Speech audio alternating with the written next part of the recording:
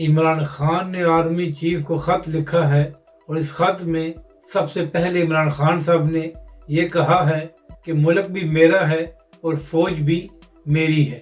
اس کے بعد عمران خان صاحب نے کہا کہ فوج اپنی آئینی حدود میں واپس جائے اور اسٹیبلشمنٹ جو سیاسی مداخلت کر رہی ہے اس کو بھی ختم کرے تاکہ عوام اور فوج کے درمیان جو خلیج میں اضافہ ہو رہا ہے وہ کم ہو۔ عمران خان صاحب نے کہا کہ اس خلیج کے بڑھنے کی سب سے بڑی وجہ یہ ہے کہ جو حالیہ انتخابات میں بدترین دھاندلی کی گئی ہے اور عوامی مینڈیٹ پر ڈاکہ ڈالا گیا ہے، اس کی وجہ سے عوام میں غم اور غصہ پایا جاتا ہے، تو لہٰذا بہتر یہی ہے کہ اسٹیبلشمنٹ سیاسی مداخلت ختم کر دے۔ تو اب دیکھنا یہ ہے کہ دوسری جانب سے اس حوالے سے کیا جواب دیا جاتا ہے، یا ہمیشہ کی طرح دوسری جانب سے کوئی جواب نہیں آئے گا۔